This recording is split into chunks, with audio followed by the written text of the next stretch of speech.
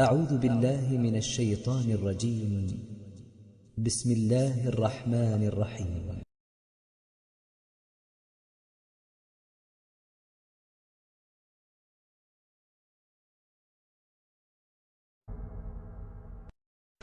إن مريم لما أرادت الطعام قال لها الله، هاي فاطمة بنت أسد، قال لها الله وهزي إليك بجذع النخلة، وهذا دليل علمها بالقرآن قبل نزول القرآن.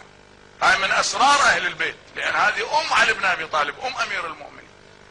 وأنا أكلت ثمار الجنة وأنا في باطن الكعبة، في جوف الكعبة، وعلي أمير المؤمنين. تقول نزل من بطني علي أمير المؤمنين وهو في ملاء من النور وهو يقرأ سورة المؤمنون، يقول قد أفلح. تقول أخرجته وهو يردد سورة المؤمنون، فكان يقرأ هذه السورة قد أفلح المؤمنون الذين هم في صلاتهم خاشعون. فجئت به إلى رسول الله صلى الله عليه وآله، لما نظر إليه النبي ابتسم وأخذه وسمعه يقرأ قد أفلح المؤمنون. سورة المؤمنون كلها قرأها علي بن أبي طالب سلام الله عليه، هذا قبل نزول القرآن. قال رسول الله صلى الله عليه وآله وسلم عن جابر بن عبد الله الأنصاري قال رسول الله صلى الله عليه وآله وسلم عن الله تبارك وتعالى: يا أحمد لولاك لما خلقت الأفلاك، ولولا علي لما خلقتك، ولولا فاطمة لما خلقتكما. C'est un guide touristique, ce mec là?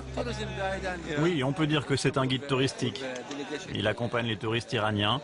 Ils viennent pour prier au tombeau de l'imam Ali. Et il y en a beaucoup des Iraniens qui viennent ici? Oui, beaucoup d'Iraniens. Ils viennent ici, et pas seulement des Iraniens.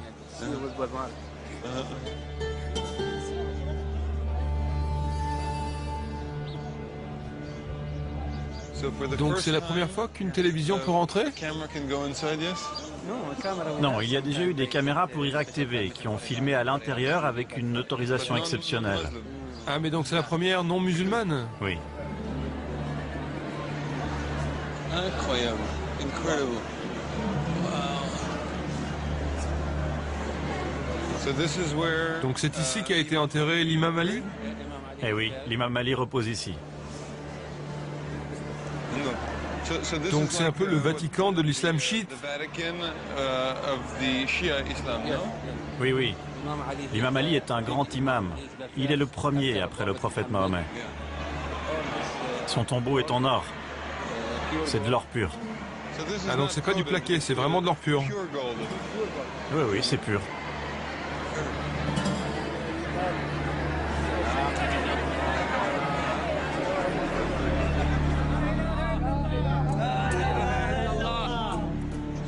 Donc quand les corps rentrent, ils font 3 fois le tour du tombeau, c'est ça?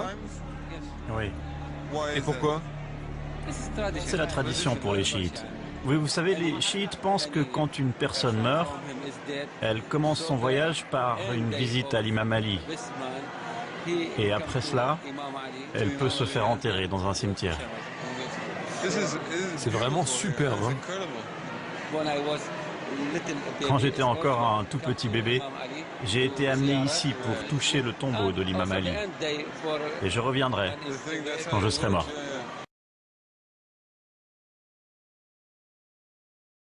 Par exemple, le prophète Mohammed sallallahu alayhi wa sallam, lorsqu'il s'est marié avec Aïcha, il s'est marié avec une diable. Lorsque le prophète Mohammed sallallahu alayhi wa sallam venait dans la cuisine, il venait à la maison, il demandait à Aïcha: est-ce qu'il y a quelque chose à manger? Elle dit non, il n'y a rien. Et elle était en train de manger des dattes. Puis mais Omar ibn Khattab, il n'avait ni de ilm, ni de amal, ni de iman, il n'avait rien. Il avait juste le hub de l'argent, du dunya, du plaisir temporaire de la vie. Salam alaikum. Salam alaikum. Alaykum salam wa rahmatullah. Allah yal'anak ya kalb. Excusez-moi.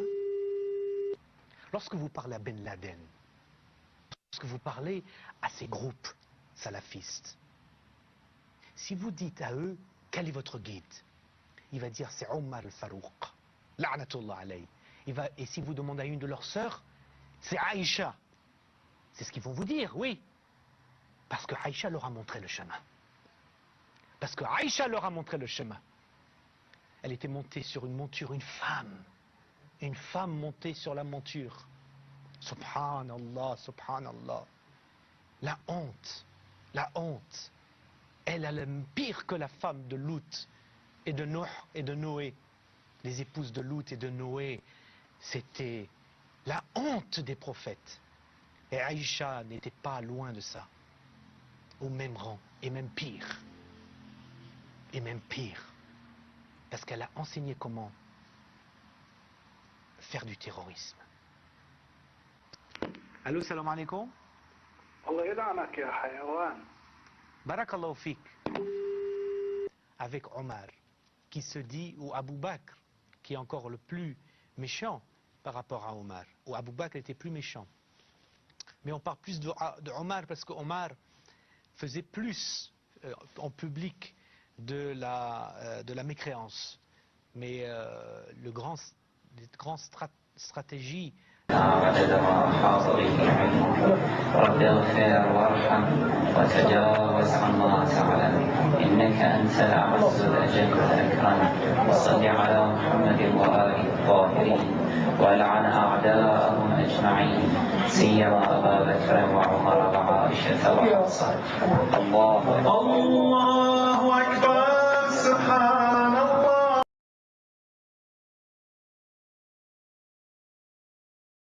إلا عمر بمجرد أن يأتي الكل يتفرقون، شياطين الجن والإنس كلهم.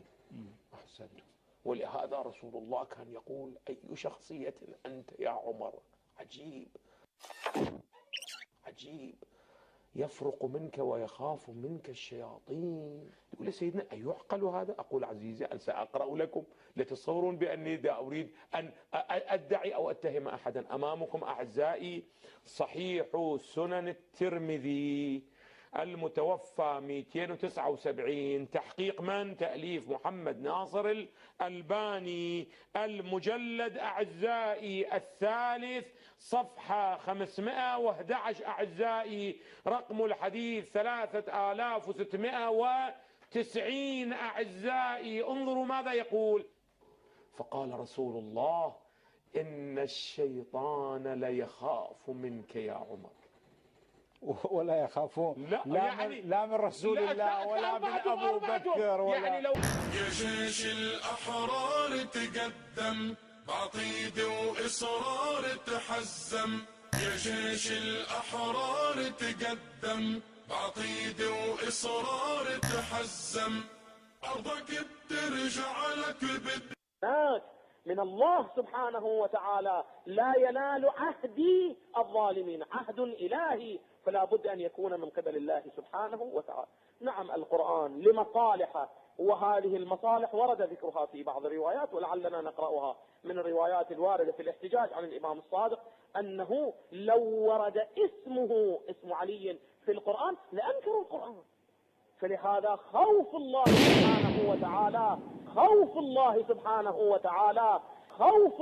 سبحانه وتعالى من عدم، إنما لم يذكر الاسم حتى لا ينكر أصل الإسلام، لا ينكر القرآن. وهذه النكتة أشرنا إليها في الأبحاث السابقة من أن عدم ذكر الاسم كانت هناك حكمة، وهي حفظ القرآن من التلاعب وأن يبقى القرآن محفوظا. كان المظهر أو كان الاسم هو المضل، فالمظهر يظهر منه ماذا؟ الإضلال. فلهذا إبليس في نظام التكوين أيضا هو ماذا؟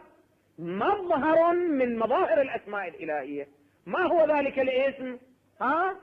يهدي من يشاء ويضل من يشاء.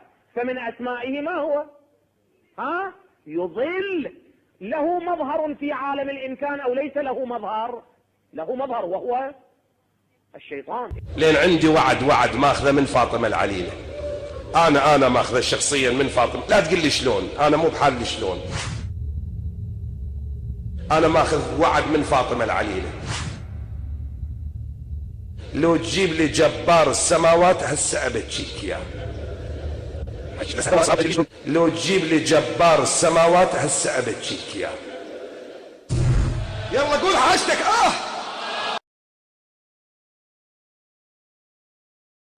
طيب الانتظار ماذا؟ على نوعين. انتظار الإمام على نوعين، انتظار سلبي وانتظار إيجابي.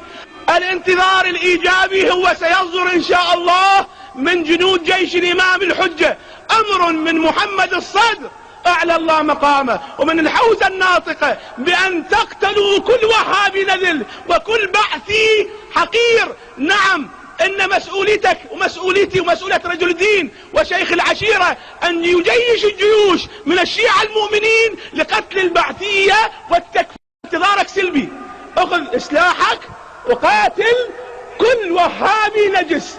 نعم، أنا منا أقول لك ومسؤول عن كلامي، كل من يقتل وهابي نجس أو بعثي يده متورطة في الدماء فإن أبواب الجنة ستدق له وتفتح إلى ذلك القاتل الذي إذا استشهد. شو يسوي الشيخ؟ شو يسوي السيد؟ قرآن موجود، السنة موجودة، نضرب بيد من حديد ونفجر ونقتل. رتبوا أنفسكم في مناطقكم، منطقة الدولعي، الدورة، أبو تشير، العامرية، رتبوا. فتوى ماكو. اللي يقول اريد فتوى هذا ينتظر الامام بالانتظار السلبي عليه لعان الله تعالى. نعم، اللي يقول اريد فتوى، كلمة فتوى ما نريد بعد، فتوى موجودة، الفتوى موجودة. محمد الصادق قالها قبل 7 سنين، قالها الوهابي نجس بل انجس من الكلب. ألم تر إلى الذين يجادلون في آيات الله أنى يصرفون الذين كذبوا بالكتاب وبما أرسلنا به رسلنا فسوف يعلمون إذ الأغلال في أعناقهم والسلاسل يسحبون إذ الأغلال في أعناقهم والسلاسل يسحبون في الحميم ثم في النار يسجرون ثم قيل لهم أين ما كنتم تشركون من دون الله قالوا ضلوا عنا بل لم نكن ندعو من قبل شيئا كذلك يضل الله الكافرين ذلكم بما كنتم تفرحون في الأرض بغير الحق وبما كنتم تمرحون ادخلوا أبواب جهنم خالدين فيها فبئس مثوى المتكبرين